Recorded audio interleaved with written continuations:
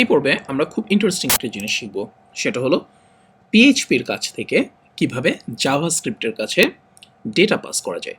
আমরা সবসময় জানি যে উল্টাটা, যেমন জাভাস্ক্রিপ্টের কাছ থেকে পিএইচপির কাছে কিভাবে ডেটা পাস করা যায় সেজন্য আমরা অ্যাজাক্স ইউজ করি, তাই না? আমরা অ্যাজাক্স নিয়ে এখন আলোচনা করি নাই, তবে সামনেই আমরা করব।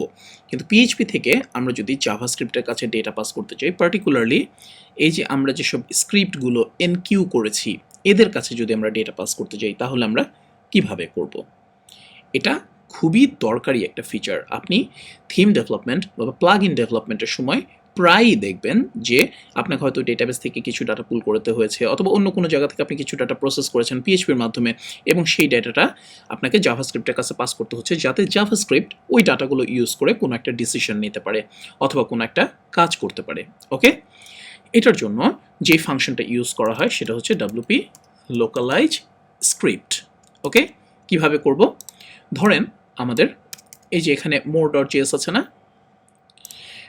more.js এখানে অ্যালার্ট হচ্ছে। ওকে, সো এর কাছে আমরা কিছু ডেটা পাস করব। অলরাইট, এটার জন্য প্রথমে আমাদেরকে যেটা করতে হবে, আমাদের এই যে এই হ্যান্ডেলটা খুব ক্লিয়ারলি নোট রাখতে হবে, কারণ এই হ্যান্ডেলের উপর বেস করে আমরা ডেটা পাস করব। ওকে, সো আমরা যদি এখন একটা নতুন ডেটা পাস করতে চাই, ধরেন ফর এক্সাম্পল আমাদের ডাটা হচ্ছে অ্যারে, যেহেতু এটা একটা লোকাল ভ্যারিয়েবল এই জন্য আমরা এটাকে প্রিফিক্স করি নাই। ওকে, মনে করেন আমাদের ডাটা হচ্ছে name LWHH URL learn with। ওকে, এটা হচ্ছে আমাদের ডেটা, এটা আমরা জাভাস্ক্রিপ্টের কাছে পাস করতে চাই, এবং এই হ্যান্ডেলটার কাছে আমরা সবসময় ডেটা পাস করবো হ্যান্ডেলের উপর বেস করে। হ্যাঁ, সো ডাব্লুপি লোকালাইজ স্ক্রিপ্ট এর ভিতরে প্রথমে পাস করতে হবে যেই হ্যান্ডেলে আমরা ডেটা পাস করতে চাই, এরপরে একটা নাম দিতে হবে। ওকে, মনে করেন আমরা নাম দিলাম হচ্ছে ধরেন ফর এক্সাম্পল আমাদের সাইট ডাটা। ঠিক আছে, আমরা যা ইচ্ছা নাম দিতে পারি। এবার হচ্ছে এই যে ডাটা সহ যে অ্যারেটা আছে সেটা, যেমন আমাদের এই যে এখানে ডেটা অ্যারে ভ্যারিয়েবলটা। ওকে, এবার আমরা যদি এখানে আসি, আমরা কি নামে পাস করেছি অবজেক্টটা? Site data. সো আমরা মোর জিএস এর মধ্যে অ্যাকচুয়ালি সাইট ডেটা নামে এটাকে পাবো। সো আমরা যদি console.log দিই ধরুন সাইট ডেটা, তাহলে আপনারা দেখতে পাবেন। ধরেন ফর এক্সাম্পল এখানে আমরা আসি, আমরা কনসোলটা ওপেন করি, এবার রিফ্রেশ করি, দেখেন এই যে এখানে অলরেডি দেখতে পাচ্ছেন। ওকে, আমরা এগুলো ওকে করি, এই যে দেখেন অবজেক্টটা চলে এসছে। ওকে, নেম এবং ইউআরএল।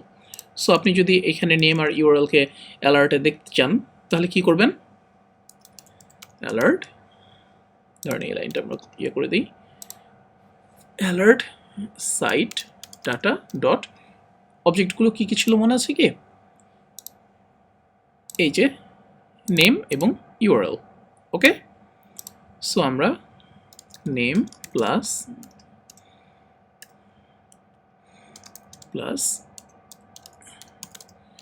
ইউআরএল, ব্যাস এইভাবে আমরা অ্যাক্সেস করতে পারবো।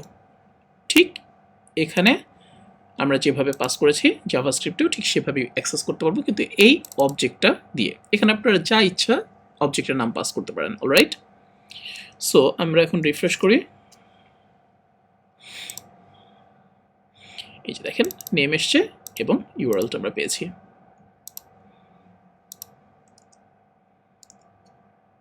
ইন্টারেস্টিং না?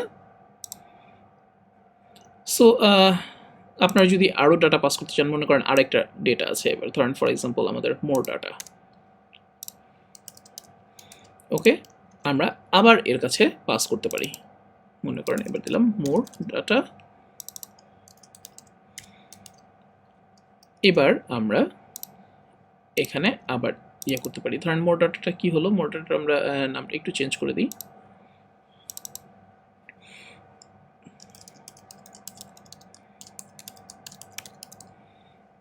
ওকে, ধরেন এটা ইয়ে দিলাম, ইউআরএল দিলাম ডব্লিউপি। এবার আসি এখানে মোর ডাটা, এখানেও এবার আমরা রিফ্রেশ করি, দেখেন এটা হচ্ছে প্রথমটার জন্য সাইড ডাটা, এবার হচ্ছে মোর ডাটা। সো বুঝতেই পারছেন আপনারা যত ইচ্ছা ডেটা ওয়ার্ডপ্রেসের কাছ থেকে জাভাস্ক্রিপ্টের কাছে ডাব্লিউপি লোকালাইজ স্ক্রিপ্ট এই ফাংশনটা ইউজ করে পাস করতে পারবেন। ওকে, ইউজুয়ালি আরেকটাভাবে এটা ইউজ করে আরেকটা কারণে, ধরেন ফর এক্সাম্পল জাভাস্ক্রিপ্টে আপনার কোনো একটা স্ট্রিং ইউজ করা দরকার, ঠিক আছে? এই যে মনে করেন আপনি এখানে দিয়েছেন যে অ্যালার্ট হ্যালো ফ্রম মোরজেস, ওকে, বা হ্যালো ওয়ার্ল্ড, ধরেন হ্যালো ওয়ার্ল্ড। আপনি এটাকে এখন ট্রান্সলেট করতে চান, কিন্তু আপনি যদি জাভাস্ক্রিপ্টে এইভাবে লেখেন তাহলে কি এটা ট্রান্সলেট করা সম্ভব না।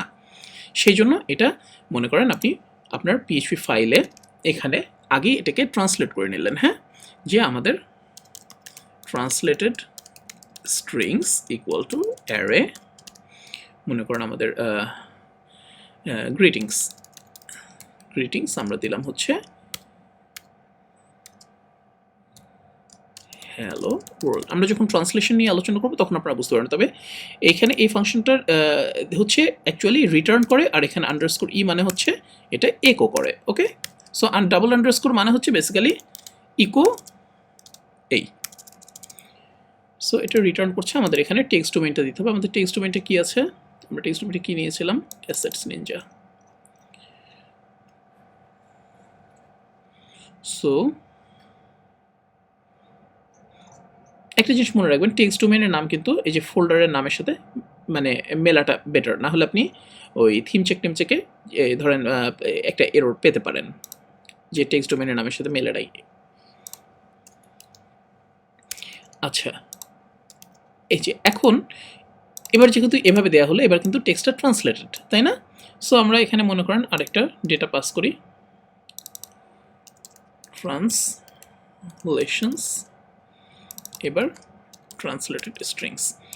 এখন জাভাস্ক্রিপ্টের কাছে কি গিয়েছে, এটা ট্রান্সলেটেড স্ট্রিং। সো আমাদের ল্যাঙ্গুয়েজ ফাইলে কেউ যদি এটা এই স্ট্রিংটা ট্রান্সলেট করেও দেয়, ঠিক আছে, তাহলে কিন্তু অটোমেটিক্যালি জাভাস্ক্রিপ্টের কাছেও ওই ট্রান্সলেটেড স্ট্রিংটাই যাবে। সো জাভাস্ক্রিপ্টের ভিতরে যেহেতু ট্রান্সলেশন পসিবল না, আমরা এভাবে ট্রান্সলেশনস ডট গ্রিটিংস, আমরা এভাবে ট্রান্সলেটেড স্ট্রিংগুলোকে পিএইচপি থেকে জাভাস্ক্রিপ্টের কাছে পাস করতে পারি। এই কারণেই বেসিক্যালি এই যে ডাব্লিউপি লোকালাইজ এই মানে স্ক্রিপ্ট এই ফাংশনটা বেশি ইউজ হয়, মানে এটা হচ্ছে ইন্টেন্ডেড পারপাস, কিন্তু আপনি সেটা যেভাবে ইউজ করেন। দেখেন এবার সাইড ডাটা, মোর ডাটা, এবার এই যে ট্রান্সলেটেড স্ট্রিং।